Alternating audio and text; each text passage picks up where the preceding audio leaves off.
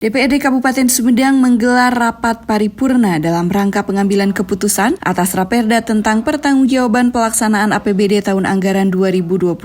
Dalam laporan Badan Anggaran disampaikan beberapa catatan dan juga rekomendasi DPRD terhadap pemerintah daerah Sumedang. Yang pertama mengenai laporan realisasi anggaran tahun 2022 mengenai pendapatan daerah yang terdiri dari pendapatan asli daerah, pendapatan transfer dan lain-lain pendapatan yang sah. Kemudian belanja daerah terdiri dari belanja operasi, belanja modal, belanja tidak terduga, belanja transfer, dan surplus serta defisit, serta pembiayaan daerah untuk penerimaan pembiayaan dan pengeluaran pembiayaan. Melihat ketidaktercapaian pendapatan asli daerah khususnya yang bersumber dari retribusi daerah, Badan Anggaran merekomendasikan kepada Bupati Sumedang untuk meninjau kembali beberapa kebijakan pengelolaan retribusi daerah yang kurang efektif. Berkaitan dengan pendapatan dari transfer pemerintah pusat dan provinsi yang tidak mencapai target, diharapkan Bupati beserta seluruh jajaran TAPD selalu melakukan komunikasi dan koordinasi dengan pemerintah pusat dan provinsi untuk lebih mengoptimalkan pendapatan dari potensi daerah yang dimiliki, misalnya untuk pengelolaan parkir di tepi jalan umum. Banggar merekomendasikan agar pengelolaan parkir dengan pola parkir harian lebih dioptimalkan dengan melakukan pengawasan, monitoring di lapangan, dan juga kerjasama pengelolaan parkir dengan pihak ketiga. Kemudian Badan Anggaran juga merekomendasikan terhadap Bupati agar melakukan perhitungan belanja pegawai lebih akurat lagi agar tidak terjadi kemubaziran anggaran. Kemudian berkaitan dengan cukup besarnya anggaran belanja modal yang tidak terserap, Badan Anggaran merekomendasikan agar Bupati melakukan pemantauan dan monitoring terhadap pelaksanaan belanja modal, terutama belanja modal jalan, irigasi, air bersih yang memiliki dampak luas terhadap masyarakat.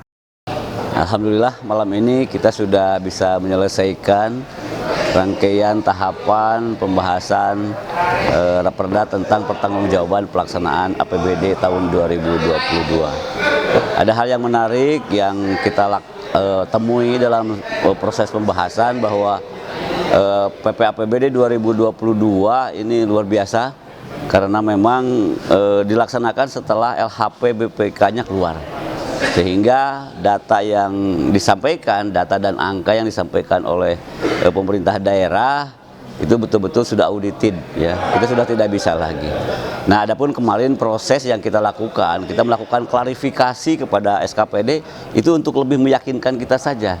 Apakah betul kaitan dengan ketidaktercapaian pendapatan misalnya, kemudian ketidaktercapaian belanja, ini hanya untuk meyakinkan saja. Sudah tidak bisa lagi kita untuk merubah-rubah angka yang disampaikan oleh TAPD karena ini sudah hasil pemeriksaan dari BPK RI. Kita juga selalu menekankan hasil temuan kita yang paling menarik, kemubaziran anggaran itu terjadi pada pos belanja pegawai. Ya. Jadi hampir di seluruh SKPD yang kita temui, mereka terlalu besar menganggarkan untuk belanja pegawai yang terdiri dari gaji, tunjangan sampai dengan TPP, tetapi pada akhirnya ini tidak terserap. Ketidakterserapan ini juga ada alasannya menurut versi mereka, ya misalnya karena ada yang pensiun, ada yang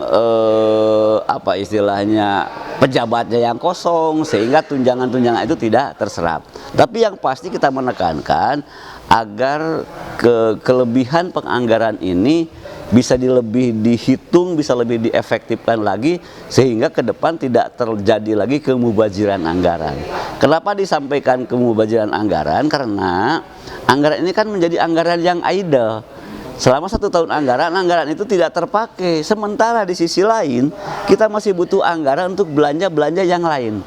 Disinilah istilah kita menyebutnya sebagai kemubaziran anggaran. Ya, ini sudah kita selalu tekankan, mudah-mudahan di penganggaran tahun 2023 perubahan ataupun 2024 kita akan lebih selektif, lebih ketat lagi dalam menghitung besaran belanja pegawai di seluruh SKPD. Tim Liputan Humas DPRD Kabupaten Sumedang mengabarkan.